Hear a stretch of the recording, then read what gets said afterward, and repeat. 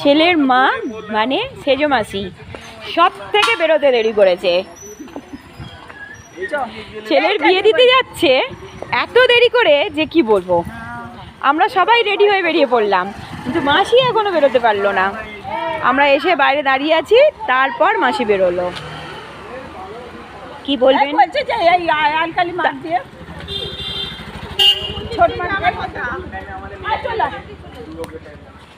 চলুন, আমরা এখন বাসের দিকে এগিয়ে চলেছি।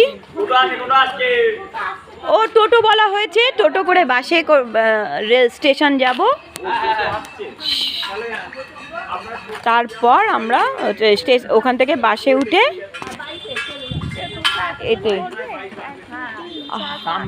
হাওড়া খালনা, দক্ষিণ খালনা, যেখানে মেয়ের বাড়ি, সেখানে গিয়ে পৌঁছবো। কত রাত্রি হবে জানি না। আমরা রয়েছি এখন হুগলি কোন্নগরে, যেখানে ছেলের বাড়ি। হ্যাঁ,